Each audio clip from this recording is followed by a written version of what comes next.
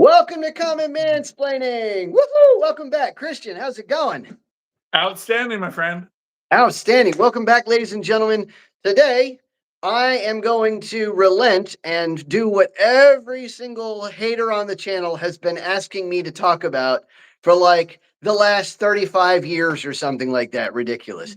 Especially what I forget his name, but what it's like what you like or something like that. He's like he talks on every single one of my shorts and says, "What about the Trumpstein files? What about the Trumpstein files? What about Epstein? What about every single time?" So this one's for you, my friend. I hope you make it to the show today because we're going to talk about the Epstein files.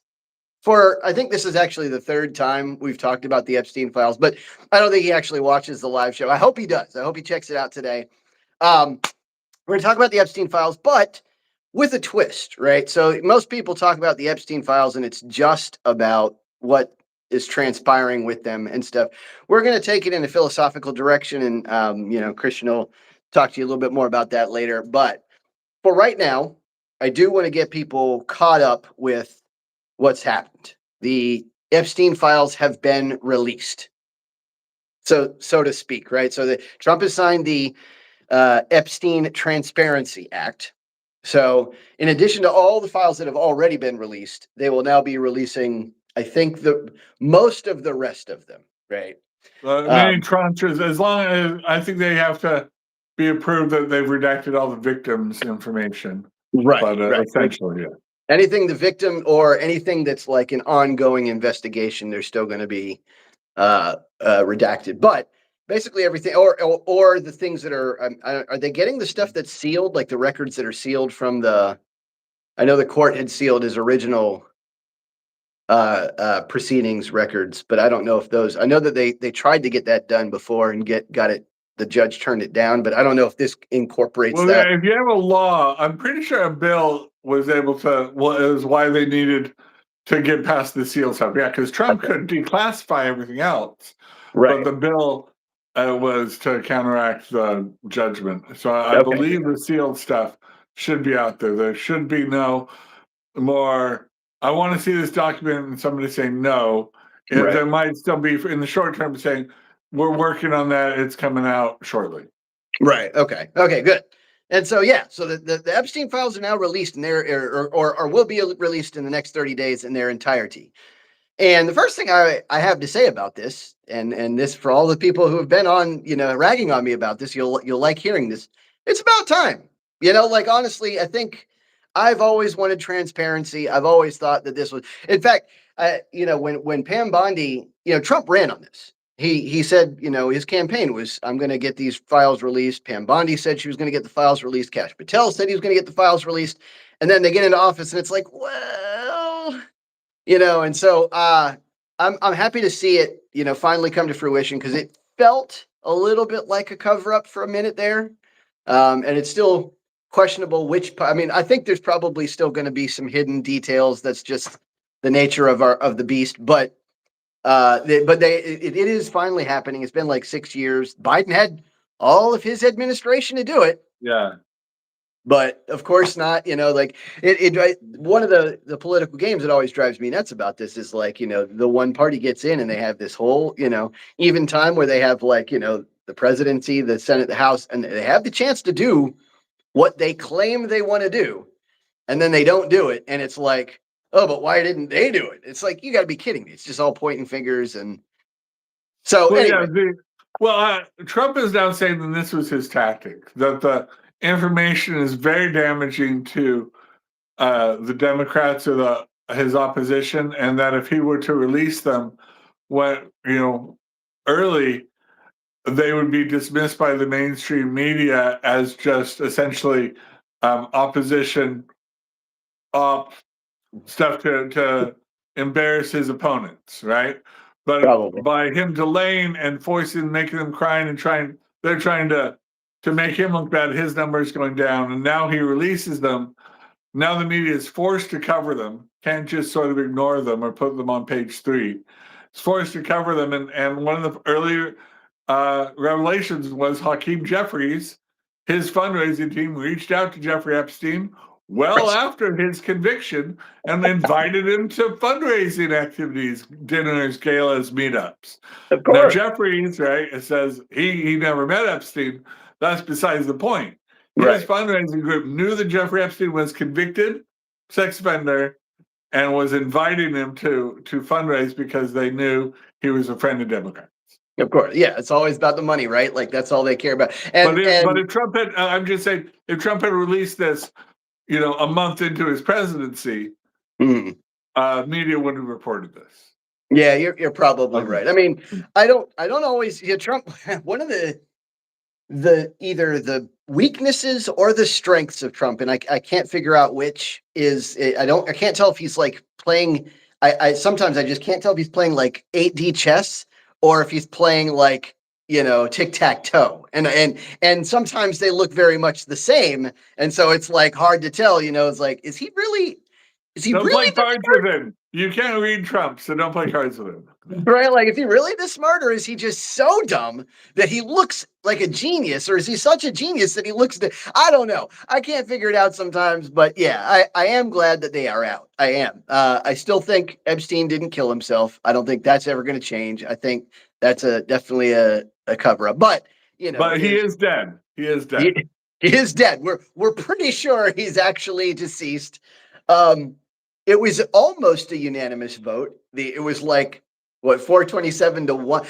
Here's my question. If who's going to vote against when everybody else in the entire Congress is against you? You're like, nah, I'm standing firm. Clay Higgins is like just going to say, I mean, is this just a principled thing? Is he's just like, this is Well, just. I mean, Epstein's dead, and it seems a little bit like maybe it's Washington gossip and dunking on the victims who are going after his estate.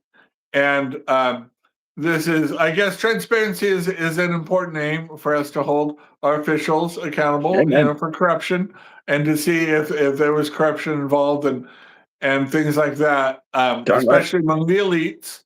So that's something that needs to be policed. But his principle, all I can imagine is that he felt like since there were no prosecutions that were going to come of this, these weren't active investigations, that it was just pure interest and Yeah. maybe unseemly. But Yeah. right at this point, right, this guy had too much connection to public officials Yep. and elites that we just needed to see what his influence was, what the corruption was, and if people have done things disqualifying. I don't think they're going to find that Trump acted in a way that was disqualifying. No. But we needed to see that for ourselves, I guess. Yeah, absolutely. And I mean, obviously, to Paco Hannah's point, yeah, I'm not going to hold my breath for prosecutions either. I doubt that this is actually going to culminate in any real investigation or anything like that. My guess is that mostly this is going to be a nothing burger. That's just my guess. I think probably the CIA has the real Epstein files like under lock and key, and they're probably not, or something like that. I doubt we're going to get access to the XYZ was actually involved in pedophilia or whatever. I doubt it. Well, But I think the main reason why this is going to be unsatisfying is because Epstein is dead. And people really wanted, him to suffer these consequences, and he just can't. yeah, And so it's always going to be unsatisfying. yeah, And so they're looking for a scapegoat to nail this to, whether it be Bill Gates or some other elite, right, Clinton. that acted improperly, and not improperly, but illegally, was sexual with underage women. Yep. And they want them to, suffer those consequences for Right. Yeah, I mean, and yeah, well, and just for me alone, I don't, I'm just speaking for myself here. Uh, it irks me a little bit that we live in a society where there's this, cabal of unknown, very powerful people who are able to do these, nasty things without our ability to manage it, and they're just kind of protected from on high. That bothers me. I mean, do I think that there's practically anything I can do about it? Probably not, but still bothers me. I've always been the kind of person where, people say, well, it is what it is. And I'm like, well, that doesn't mean that it it is what it should be, and so I'm always the guy that Yeah. looks for what it Right. should be. But anyway, one question I have is like, why did Trump and Mike Johnson and them fight so hard to kind of keep this under reps for so long? Like, it seems like now they've just done a complete 180, and they're like, one option is, maybe they just couldn't hold it off any longer, right? Like, I guess they maybe have the votes in the House now to do it anyway. That's one option. But another option is that was like the game the whole time. Maybe this was the plan to try to make it like bigger and covered by the media. But another option is, maybe Trump took, because they dropped some stuff this week, and we're going to talk about it in a second, but they dropped some stuff this week that seems to be kind of like a Democrat smear job. Like, Democrats selectively dropped things that were supposed to show Trump was involved, which it didn't really. But I'm wondering if Trump is at the point now where he's like, well, they've basically shown their entire hand. Now it's time to see the rest of the hand altogether. And like, that's all that's left. Like, they've shown everything that's damaging to us because that's what they're trying to do. I'm wondering if that's the game plan. What do your instincts tell you? Look, we already know Trump is a womanizer. Yeah, of course. Right.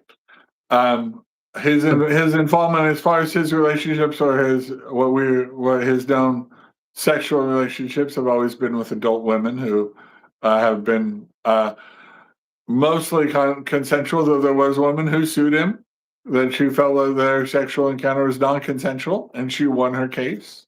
Let's not forget that. Right. So this isn't going to teach us anything we didn't already know about Donald Trump. Right. His sexual mores are different than mainstream America. He grew up in New York. New York has different sexual mores, and I'm not saying that's right. Right. But what's acceptable to him and what he has to live with, what he's willing to do.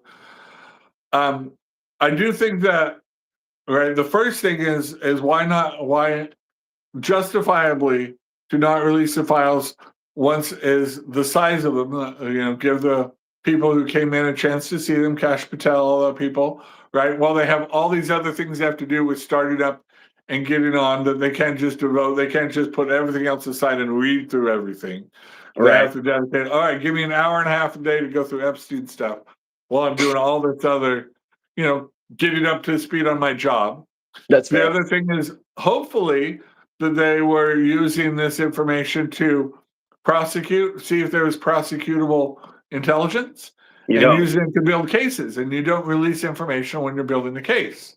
That's true. Now, what we had talked about before, for those of you who watch the show, is we feel like that while there's a lot of stuff that will be unseemly, it might not rise to the level of actionable criminal evidence that could be admissible in court or that we could use. And they must know when going after elites, this is just the system we have, they're going to encounter the best legal defense possible, right?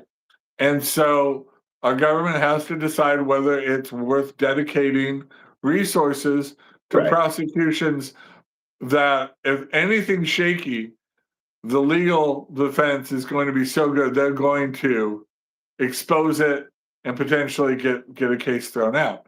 So, that's the thing. We can talk about our adversarial system, in the Constitution and how that benefits elites and the wealthy to get better representation. But it's all right. So, and I think at the end of the day, right. So those are reasons why maybe putting this off would be justifiable. The reason that he also got some street cred because yes, Biden didn't do anything with these. Biden had and Biden was prosecuting Trump every way he could, right? Trying to get all these convictions. He was trying to disqualify Trump in any way he could. And so if Biden Justice Department had seen things in the Epstein files that would disqualify Donald Trump, Biden would have released it. Absolutely. 100. And even now, I mean, it's not like the Democrats have been shy about leaking files and stuff from that they uncover. So I mean, absolutely, this information would have gone out there, right? It's not so. I don't think it rises to that level of disqualification.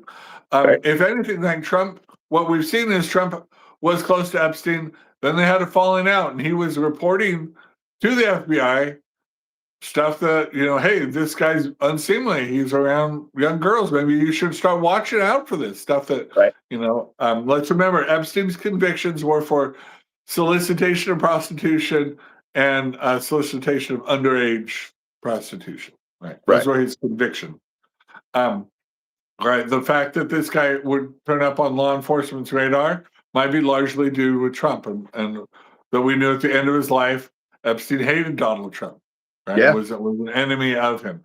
So these things don't point to, yes, they're billionaires. They ran in some circles and knew each other, but that doesn't mean that Donald Trump should be laid to blame. His association does not mean that Donald Trump has to bear the burden of all of Jeffrey Epstein's sins.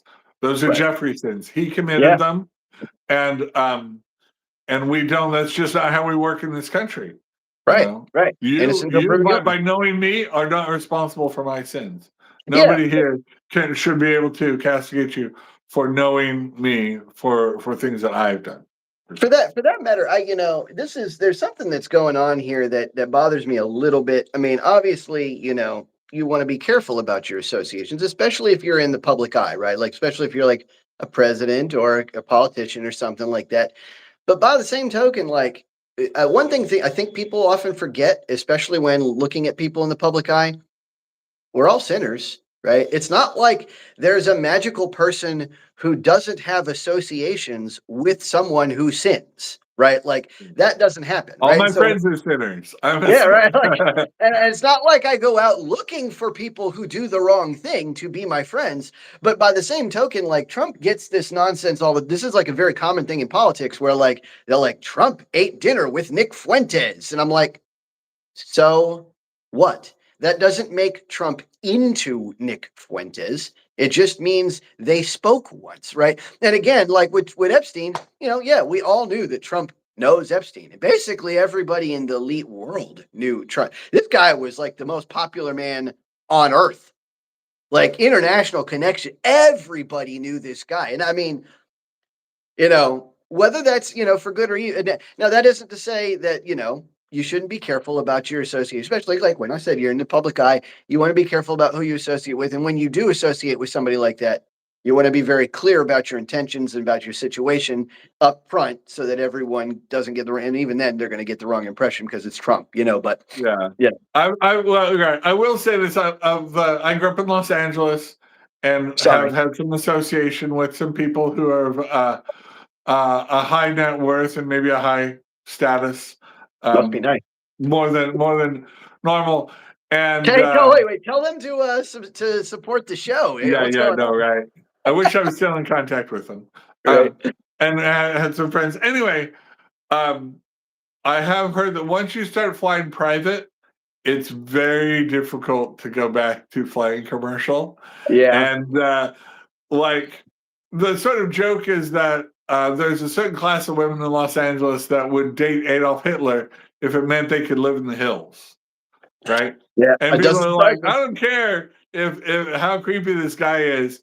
If I can fly, if I can call him up and use his plane to fly me wherever I need to go, private, I will make that deal with the devil. And that's what we're finding a lot of people, right? Found that this guy made his jet very available to elites. Right. And now we know that being on that jet now has a connotation that, because it's named the Lolita Express and stuff, it's now tainted anybody that's been on it. In fact, his attorney who flew on it, was incensed that he was being accused of, sexual acts with underage girls just because he'd been on the plane.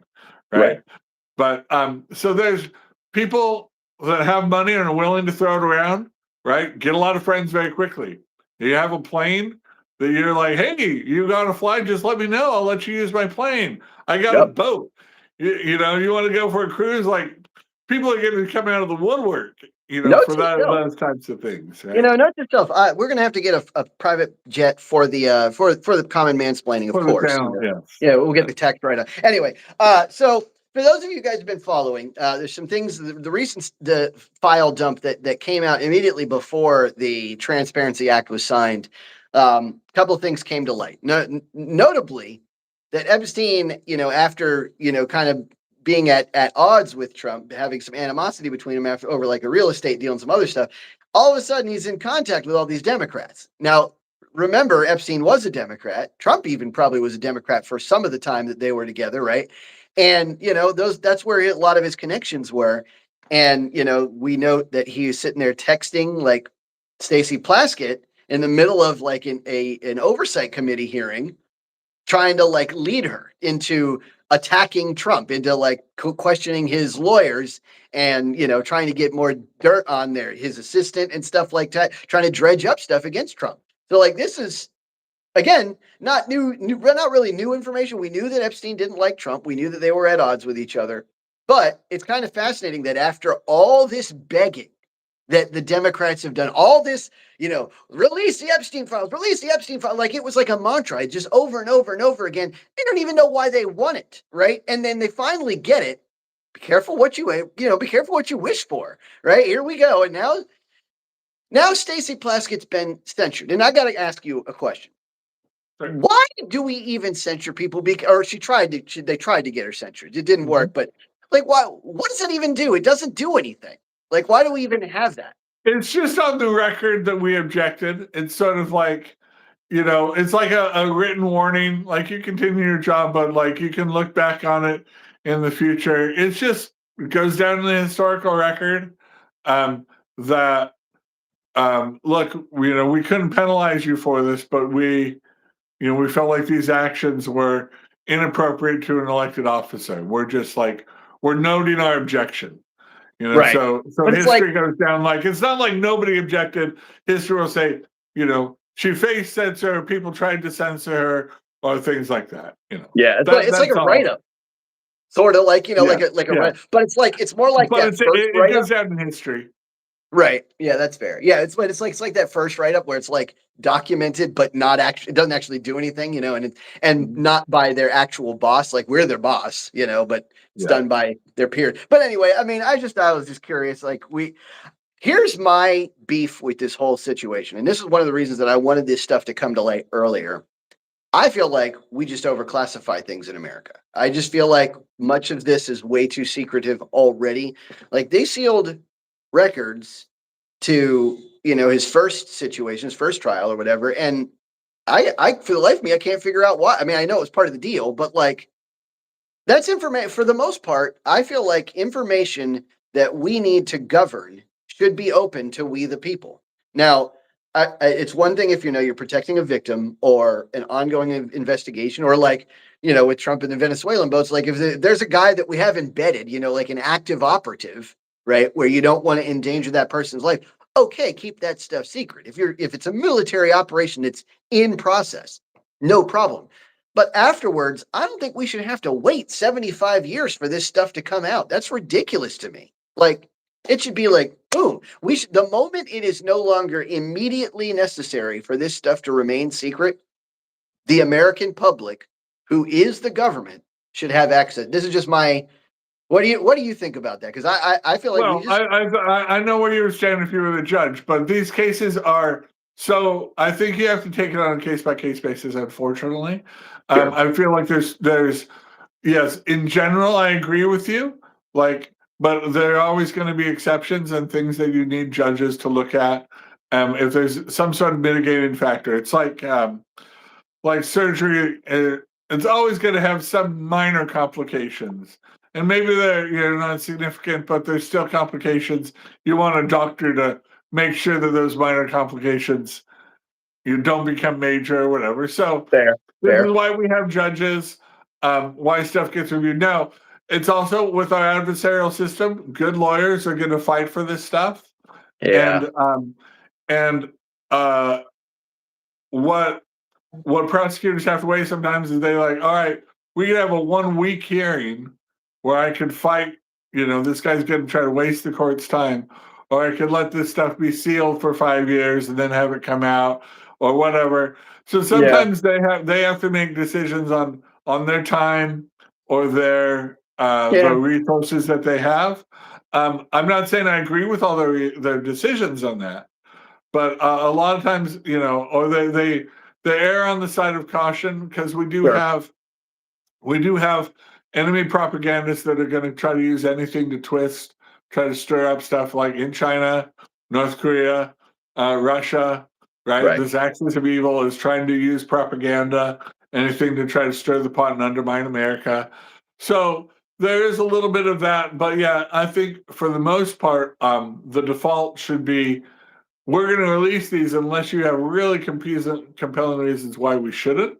Yeah, I think Right, that should the be default. That should be the default, and that should cover 80 to 85% of the time stuff goes out. And the other 15% go to a judge to decide.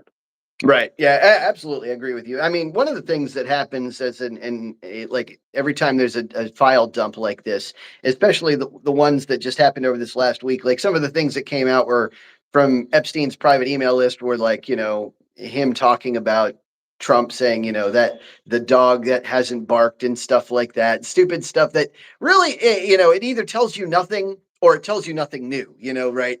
The stuff that really basically didn't, but people come out with it and then you go look on MSNBC and it's almost like they make it out to be like the biggest deal in the world. Like that, like, oh, this is the smoking gun. Now, this is proof that Trump and Epstein had, connections. And I'm like, yeah, obvious. I mean, we knew this. We knew that they knew it. But anyway, but then of course, you get those low information voters who hear one time that Trump and Epstein were connected and like, nothing else. And then I even see people go on CNN, like, liberals go on CNN and like they think that this new thing is a big deal. And I'm like, really? No, this is common mansplaining. There's a mansplaining moment. The Marxist playbook is to accuse your enemy of what you're doing. Right? And every time, right, I think we should be skeptical. They're accusing Trump and the Republicans of doing stuff that they've just about been caught. These files are catching them, right? More Democrat officials cozying up to somebody that was so evil and had such a sinister reputation, and they continue to cozy up to him for money, or for access, or for whatever reason, and so they're accusing Trump of doing this. Right? That's their playbook, right? So get out in front of it that people will think that Trump is guilty of this when he didn't need money from him. He had his own private jet. He didn't need any of the benefits. That's why at the end there, they were enemies because Trump didn't need anything from him. Right. He was beyond Epstein's influence. Right. And what was working against him. And finally, at whatever, when he was just an acquaintance, once Trump maybe saw something that says, okay, yeah, this guy is an enemy, and they were enemies for the rest of their life. So I'm skeptical. I think a lot of the accusations are disinformation in a very Marxist way, or at least I'm skeptical of them now. And especially when MSNBC is trying to spin every little thing as a smoking gun and trying to blow it up, like that's definitely propaganda that we should be skeptical of. So I just want to briefly touch it. So Spartacus says, I'd ask Leather Jacket Guy what proof does he have to back his claim, but I already know he doesn't. The claim that I just want to make sure that we clarify what claim you're talking about. The claim that Marxists accuse their opponents of doing what they themselves do and project. I would say that's kind of the Bolshevik. That's the Bolshevik playbook. Yeah. Yeah, that is definitely the Marxist play. Now, that, to be fair, I think since then it's become a general political playbook. I think basically everyone does that. I mean, I think after they saw the success of the Bolsheviks politically, they're like, well, if it worked for them, it'll work for me. But no, yeah, Democrats definitely do that.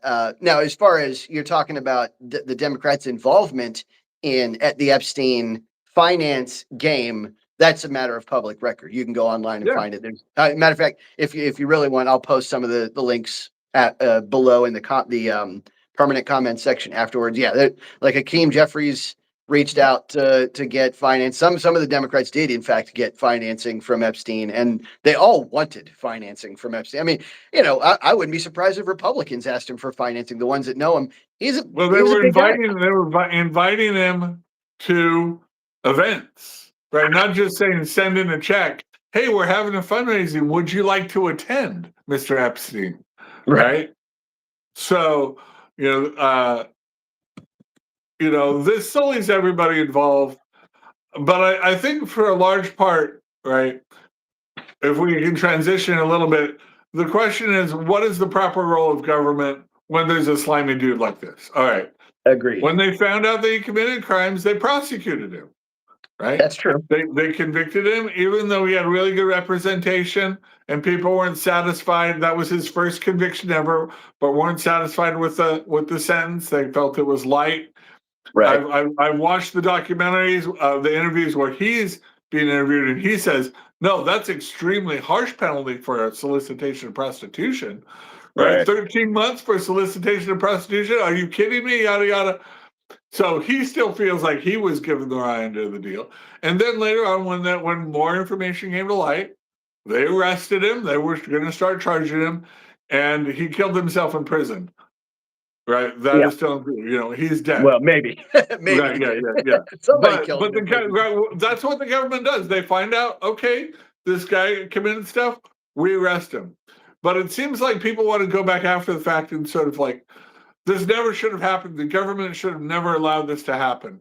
And that's, I think, what we should talk about. Like, what is the proper, right? What are our proper expectations of government and where does personal responsibility come in?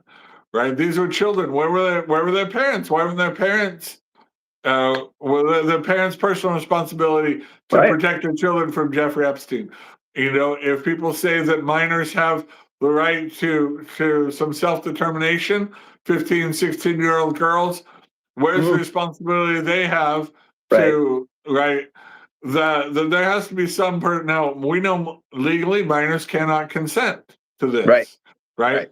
And these are that's why we have statutory rape things, even though but I'm interested in the idea that are people just asking the government to protect us from anything bad happening and not accepting that we need to be personally responsible, our communities, that there are things that we can do to protect ourselves beyond the government? Jeffrey Epstein didn't, as far as I know, didn't hold a gun to anybody's head, but he did stuff that was still very, very wrong, that were sins.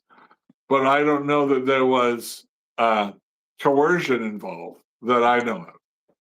Yeah, I don't believe. I mean, who knows? When you have that kind of money, it's difficult, and sometimes things are, the edges are blurred. Sometimes there's a fine line between, do this or I'll lean on you financially, or do this or I'll lean on you politically, or I'll expose this or that about you, or right. Maybe besides when you reach that point of coercion, when you reach that point of pressure. It's very difficult to find someone that's willing to admit to it too. So it's like, they're at as a matter of fact, to the credit of the people who, are still think this is a big cover up and still want to, the victims now are basically still claiming, that they're receiving death threats, and I don't know how true that is, but I mean, I don't think they have a particular reason to lie. I would suspect it's probably true. They're probably getting pressure from someone who's powerful, who doesn't want their affairs to be brought to light. Now, again, that is bad. Yeah. I don't really know why you wouldn't just come out with it anyway, because I feel like you get better protection in the light than in the darkness. But that's it. I admit that I'm saying that from the luxurious position of being a male who can handle himself, who's it got plenty of people that will look out for me, and I'm online, I'm well known. If I disappear, by the way, if I disappear next week. Yeah, well, we are going to disappear next week for Thanksgiving. But if I disappear other than that, you'll know that it was not of my volition. It was definitely Epstein coming after me. But now, yeah. So that's a great question. What is the rule of parenthood in this? Because I mean, to Spartacus' point, he says, that's victim blaming. Now, the parents aren't the victims. No. The parents need to bear some responsibility, even if not in the specific situation. They have something to do with the way the child is reared. They have something to do with the way the child is brought up, the morals that they hold. Like, if you're a woman, and what attention they're giving the child at the time. Right. Yeah. If you're a young girl, and you think that the easy path to success is to go do nasty stuff with some guy, or even if you're kind of tricked into it, right? Like don't be fooled by the glitter. But even so, the parents should teach that lesson I learned that lesson at a very young age. Like, look, don't do drugs. Don't go. If somebody offers you candy to get in a van, don't take him up on it, right? Like, this is like some fundamental stuff, right? And this Yeah, is yeah, essentially, I know I'm being flippant about it, but this is essentially what Epstein was doing. He was offering them candy. He was dangling a prize in front of them, a luxurious lifestyle, a rich situation, a private jet, or whatever, and get to meet a lot of famous people if you just come with me. That's should be a very easy lesson for parents to teach and drill into their kids from an early age. Now, I want to say that not every girl growing up gets the benefit of that kind of same parenting, right? Like some girls don't have two parents at home, some don't have any, some grow up in a system or something like that. So I don't want to like make this out to be all like an entirely parental thing, but if you don't think parents have some responsibility, just some, then I think you're missing a piece of the pie. That's just I mean, yeah, Jeffrey was grooming these girls to statutorily rape them. I'm not trying to excuse that or victim blame. no, Okay, not at all. but and the government can only act after the fact. After he's done that, which they did, they Right. arrested him for those statutory rapes. Right. Yeah. When we're talking about people want preventative, or they're so angry they want us to stop this from happening. This is where the prevention has to fall on people who need to do their research, especially after his conviction, that people would put themselves in a position to be around this person, right? Means that they're taking no personal responsibility to research. Now, obviously, Right. we just talked about people are going to be friends with sinners. But Yeah. if you're putting yourself in a situation, a dangerous situation, your parents, those around you should speak up, should try to, there Right. is, right. I don't think you can expect the government to solve this beforehand. They've got Yeah. to do it after they can come in what they did and did after the fact. So what I'm talking about, I'm not victim blaming. I'm just talking about the proper role of the government when it comes to children. Too Right. many things. What people now is want to expand the power of government, Yeah. just just using the excuse, well, we've got to protect the children, or this will protect children, and greatly expand the government's powers beyond what the Constitution allows. Yeah, at the expense of at the expense of personal liberty and parental rights, right? Like, one of the things that, it's one thing if, we just mentioned kids can't consent, and the reason they can't consent is because the parents are responsible for that consent for them, right? Like, that's the one thing I talk about is like a philosophical concept on here. It's called de facto guardianship, right? When you give birth to progeny, that is your responsibility from that point forward until they can manage themselves. Right now, I believe that. Now this is just it's not something a belief that I would impose on anybody else, but it's just my personal, spiritual philosophical belief. I believe that when I give birth, that's my kid. My son and daughter, I would do anything for them. I am responsible for them. I'm responsible to make sure that they're safe. I'm responsible to make sure that they get an education. I'm responsible that they learn to live and to be independent eventually someday, and hopefully have their own kids and do the same thing, right? But I take that responsibility on, and I do not want the government in that role. I not only do I feel that they're unfit for the role, I feel like I'm better for it, but I don't trust them. I don't trust the government to have the kind of care and personal attention that is necessary for that kind of job. But not only that, like the government has had such spectacular failure in that regard over and over and over again. And Epstein is just the latest example of this failure, right? Like this is a situation where the government and here's where I'll like play devil's advocate with you a little bit. I feel like, where Epstein maybe thinks he got, the beat stick on him the first time. I think he got off easy. Now, obviously, we have the luxury of additional information. But that being said, even if he had just received like his 13 months in county jail, which is what he got the first time, I'd be fine with it if he served 13 months in county jail like everybody else, right? If he was treated like everybody else in those situations, I would be fine with it. But no, he got his own private wing. He got to Yeah, he leave was the treated jail like an daily. elite. for like up to 12 hours a day, where his private driver would pick him up, where he still had no travel restrictions, where he could, I mean, this guy was treated like a VIP, and he was an elite from the beginning. Not to mention all the barricades that got thrown into front of the investigation in the first place. Like, the reason that he probably claims he was hit hard is because he probably thought his super high priced lawyer team had it all figured out, and they maybe had some weak points. But I mean, everybody was saying prosecute this guy, give him hard federal charges. He didn't have to plead guilty. And this is the part that bothers me the most. Forget everything that happened to Epstein. The fact that they sealed the records and basically gave blanket immunity not only to him, but to his entire network, that irks me, because that's protection. That's not just like, oh, what do we do with this one guy? That's obstruction of justice for the entire network. And that's the problem we're dealing with. This is the role that I feel the government does have, is right, and they this treat everyone is the right. same. So this is prosecutorial discretion is what you're talking about, Yeah. and that should be scrutinized, right? People should go back through and say, what deals were you making? Who was putting pressure on you? Was the DA putting pressure on you, like for political? Was he getting political pressure, right, Right. from other higher ups that they wanted to just close his case? So, right, and we need to know about that, because that's corruption we shouldn't stand for. Right. Right. Absolutely. So, I mean, there is a role the government has in protecting kids, and that role, to me, is to treat everybody equally under the law, even super rich, super connected people. Like, to me, when I look over the evidence now, like I said, we don't have the benefit of being in that moment anymore.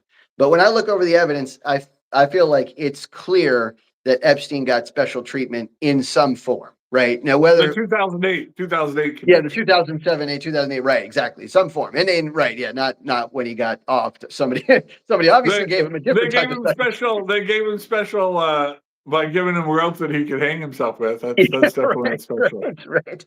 All right, so but yeah, so then the other side to this, right? But though I really feel like the other role that government has is they should be in not only trying to like protect the kids for parents, they should be encouraging parents to do it. Their role should be to encourage that family unit, to encourage that de facto guardianship, and make sure that parents are actually taking on that role. And like, right now, everything the government does seems to be going in the other direction. It seems to be like, how much rope can we take away from parents? How much can we restrict school choices? How much can we, like, maybe the government should just educate kids. Some people believe the government should just educate kids altogether, and parents shouldn't have any, leeway in that. And there's a lot of people out there that think that the government is supposed to like do the moral and spiritual teaching essentially, and just take that away from parents, because probably just because they're threatened by religion. But like, there's a lot there. Like, there's a lot of people who feel like the government should teach kids, whether or not it's okay to be trans, or whether or not it's okay to do this or that, or all these, effectively, under some training, sinful behavior. And I don't feel like that should be something that you would ever want to take away from parents. I think that's the parents' role wholly, to teach the morals and the spiritual values for each and every kid. I think the government should encourage that. And I might mention, our whole social cohesion seemed to work better when they did, right? Like, it seemed to work better when we had stronger family units. Now, obviously, I'm biased, and I admit that, but Yeah. No, the far left of the "it takes a village," right, espoused by Hillary Clinton, but this has been a Democrat priority really since the Great Society, since LBJ, was the state should raise your child, right? yeah, I know Obama put out that PowerPoint that conservatives laughed about this woman, about how the government was going to be with her all throughout her life and help her at different points. Do you remember that? yep, Right. absolutely, And how she could count on government for that, especially the federal government. Right. When we talk about the who's going to be bad for your child, expecting a bureaucracy at the federal level. Now, if your child's falling behind or needs some help, like maybe your community, your city, right? Your neighborhood, maybe your county, right? Maybe. To have to go up to the state level is almost like, oh man, that's a huge bureaucracy you've got to deal with now. But in the national bureaucracy, I mean, that's just right. Such bad parenting. but the idea is taking away personal responsibility that and this is why I think there's been such a dramatic rise in elective abortions, is that women don't feel like they have to take responsibility for their children. Oh, this is unwanted. This will cramp my lifestyle, right? People don't want to take responsibility, and it's reflected in that. Now, um, what can the government do? What can the government do to encourage healthy families? I think Thomas Sowell says it right. There are no solutions. There are only Right. trade-offs, Yeah. right? When it comes to children's welfare, right? And so, right, we need to go like allow things more free, respect parents, until maybe that's going too far. And now all of a sudden we're having things that we need to bring back. All right, government needs oversight and regulation. Till that goes too far, and then we bring back, like, there are trade-offs, Yeah. but those trade-offs should be made at the community level, Yeah. right? Where they can be more nimble, not at a federal level where you're not dealing with individual children, right? Where you can't be responsive to things. Some communities might need a lot more government intervention. Others Right. might need a lot less, and that needs to be allowed for. Obviously, um, people like Jeffrey Epstein are unique in their. Not everybody's a billionaire with a private Right. jet and an island, but children are going to have temptation, are going to have choices, going to have options. Like, there are people out there, young girls especially, right? Adults who are going to give them opportunity if they would to be inappropriately sexual with them, and they're Yeah. going to have, and the government can protect them from those. They can prosecute after the fact, but they Yeah. can't protect the parents need to protect their daughters. Hey, men are going to be interested in you sexually. You need to be, protect yourself. You need to say no, or you need to recognize these certain things. It's just conversations and Yes. responsibility. Now, awkward conversations, hard and difficult conversations, yes. And people would like to just pass that over, but the Right. connotation of state raised, the idea that the state's going to teach your child how to handle a tricky moral situation, or how to walk away from a situation when they've been groomed, they've been sexually aroused, they've been treated a certain way, how they're Right. going to teach that child to rely on something that's not a core value, a core Yeah. principle that's been instilled by the family. That's asking a lot. I think that's Oh asking yeah. more than we can expect government to do. Way more, in fact. And it's funny that Hillary Clinton was once credited with saying it takes a village to raise a child, right? I'd be okay with a village, but when someone's trying to say it takes a nation to raise a child, like, holy cow, right? That is like, you cannot.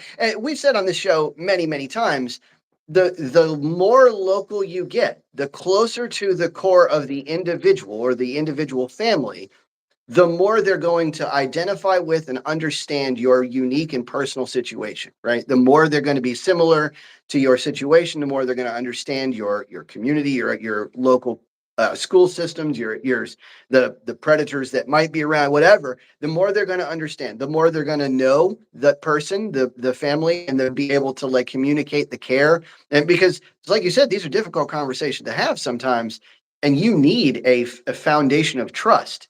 Now, how is a kid supposed to just trust some random, like, most kids hate school.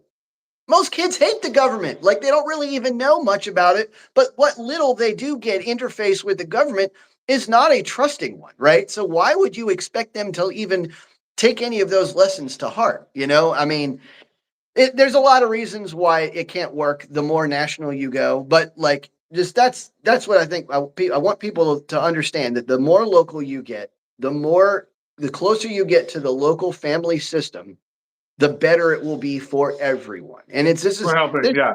yeah, I mean, absolutely. God Now, bless good social workers out there. I had a very good friend of mine, um, who right out of college was a social worker in South Central Los Angeles, and one of the sweetest people I know. And gosh, you broke her, right? mm, She just, right, the types of abuse and the types of family harm that she was seeing, and that she was and just heartbreaking, and to see the suffering that she was seeing, she couldn't handle it anymore, right? She left and entered the vacuous world of celebrities, because that was just Working in social work is tough, and so people burn out on that, and so then there's bad social worker. There's people that get hardened to it, Yeah. and so people that are horror stories. Like we had some good friends of ours from here in North Carolina who went up to Boston to finish a degree and had a terrible encounter with child welfare CPS up in Boston Yeah. when they took their child in for a medical examination, a cough, chest X-ray, and they found that there was, an old healed rib had cracked or fractured, right, and healed on itself, but they could see the healing of it, and they immediately took that child away. Right, parents had no Right. rights, no due process. They couldn't have attorneys. They couldn't do anything. Right, and I mean, they That's ultimately there insane. was nothing there. It was a nothing burger. But the state had all power by just saying we're protecting the child, right? That's insane. And that is like right with COVID. The analogy to that is that COVID, uh, right? You had certain states, blue states usually, that were saying, all right, we're taking all these extreme measures, granting all these things, right? In the offense, hey, we're trying to save lives because of this pandemic, right? And started arresting people for doing constitutionally protected actions, right? Now, red states like Florida and others didn't do that. They made recommendations, say, hey, if you're sick, try to stay away from people. If you're elderly or at risk, be careful, things like that. But we're not going to start arresting people. If you want to Right. close your business, we'll respect that. If you want to keep your business open, we'll respect that. So the government can make recommendations and can come in and have oversight even, but to imbue all of these things just because they have a good intention is very, very dangerous. Yep. And I think that's the other line is that we want to not cross is when we talk about protecting children from people like Epstein is the government will use this as an excuse to take more power, more surveillance, not use due process, not have to follow rules of evidence, Yep. with just having to say, "Hey, we're doing this to protect children," right? Mm. The, Yep. all of a That's sudden, the the game. Constitution is laid by for good intentions. No, the Constitution is a limiting principle, It's a right? rock.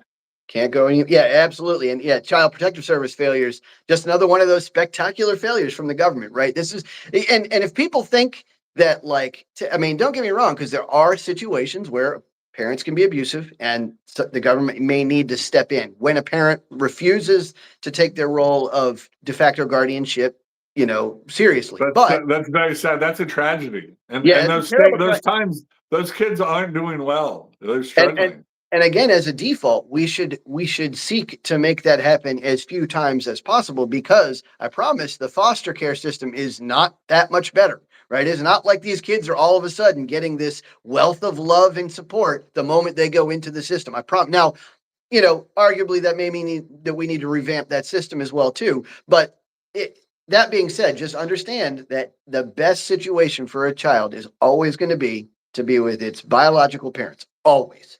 Always. And studies bear this out. If you don't believe me, go look up the studies. The studies will always show that a biological two-parent household consistently performs better than any other situation in physical health, mental health, income mobility, education, et cetera, et cetera, et cetera. It's on and on, emotional health, everything, like everything. So, yeah, If we know that, how can the state, well, the national, but our communities, I guess, community, state, federal government promote that, and maybe the federal government the most limited, right? Maybe they just do it through tax incentives. But what can our communities do? Those who are listening, what are some of the ideas? What's something that if we know two-parent households are the best for children, how do we promote that? What's appropriate for government? Is a appropriate action for government to do, or does government just need to get out of the way and not inhibit families from functioning?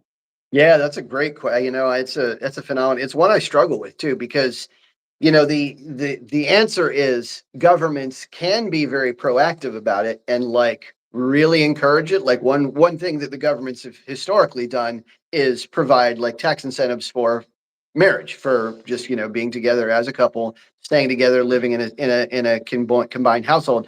Now, I think that personally runs afoul of some philosophical issues. I'm not sure that they're issues that can't be overcome, but it does seem to favor a specific type, right? It's a type of favoritism. Anytime government gets involved in a type of favoritism, that's a red flag for me. Not necessarily one that can't be, delved into, but it's dangerous, right? Like you It's get an to the point where unfairness. The things are unfair. right now, and They're I mean, putting but now, they're putting a thumb. They're subsidizing something, right and now, by subsidizing to that, be they're fair, taking from another area. yeah, right, correct, and right. Like if you subsidize marriage, you are by This is default a not trade-off. Yeah, yeah. subsidizing, homosexuals or threesome families or whatever. Like you name the alternative lifestyle persuasion. Now, to be fair, I feel like the government does have a vested interest in procuring units that are beneficial to its thriving. Right now, I think that's a society's decision. Now, it's a shaky situation, so it's tough to come up with a Well, right. When I one asked thing. you, I asked when we were talking about this conversation, I asked Eddie what he would like the government to do for his children, Yeah, right? yeah. And what Not was a it? darn, Not a not a darn darn. thing, right? And I think, you know, the people are more skeptical, right? If there was a big like hooray for parents, like we would all eye roll, and it's like, hey, you're not the one who has to wake up at 6 in the morning to make lunches, or you're Right, not the one that has to deal with the teenage daughter that is you know guys. I got to tell you. being thinks she knows everything or whatever, right? So parenting is hard, right? Yeah, Parenting is hard, and it's thankless in a lot of ways, and yeah. so a rah rah rah campaign, maybe not necessarily, but we certainly But don't want them getting in the way. But but what? Sorry. as a society, Mhm. even if the government doesn't do it, as a society, we should prize those relationships. Yeah. Like we should get to the point where even if the government doesn't put its thumb on the scale, we should socially prize the relationships that are best for us, right? Like, and it's not that we have to say that anybody's like inferior or anything. That we just have to say, look, this is, it's like when you go to work, right? When you go to work and somebody's like employee of the month, that isn't saying everybody else sucks, right? It's just saying this person's done really well. So if we can say, look, the family unit, the two parent biological family unit is kind of like our employee of the month. That seems to be what just goes above and beyond for America. Now, there's nothing wrong with any other family like lifestyle, whatever. I'm not making a judgment. I'm not, your judge and jury. What I don't really care what you're up to. I'm a libertarian that way. I don't, what you do in your own household is up to you. But provably, the two parent family unit is just statistically, scientifically the Well, best. sociologically, yeah, and it's interesting when talk about this. The Soviets, we learned so much from the Soviets. The Bolsheviks and the Soviets, right, were Of very what big not to in creating their ideal utopia. They wanted to break down family units. They felt like if there was too much love in a family unit, the spouses loved each other, right, that they would be disloyal to the state, that they would be more devoted to each other than to the state, or to their children, or children to their parents than to the state. And they didn't Yep. want that. They wanted the primary loyalty and love and fealty to the state. Yep. So they did a couple of things to undermine all of those relationships. One of them was they made divorce very, very easy, Yeah. right? People, all you had to do was like fill out a postcard, drop it in the mail, and you were divorced. Like you could do it in an afternoon. And they made the marriage office where you went and got marriage licenses and stuff the dumpiest like building ever, like deliberately, so that it wasn't celebrated. It wasn't something that was seen as of any value. They Right. would in schools they would actively try to tell the children to report on your parents if they're doing any, you know, un communist activities or things, so that the parents can't trust their children, right? Are worried that there's this thing that they're going to report on them, Right. or trying to undermine your spouses and things like that. So what they found was, yes, they were very successful at undermining the family. The Yeah. family was dissolving, divorce was going crazy, and they saw the problems that they were having. Yep. And they said, we need to change this. Yep. And they reversed course on all of those things. They made divorce much harder, a long, lengthy process. They made, did things to stand where you're getting married. Oh, this is a wonderful thing, and put in a beautiful building, and just stuff to promote that, and not have encourage children to report on their parents, things like that. So they reverse course on it. But we learned there's lots of ways to undermine parenting. Families are not perfect. There's a lot of turmoil that goes on in families, and you can very easily blow up a family or make things worse. It's very hard to make things better. But I guess the thing is, right, the trade-off would be having a safety net just for the worst tragedies, right? And I think that's common sense. Absolutely. But there's only so much preventative we can do without it being unconstitutional.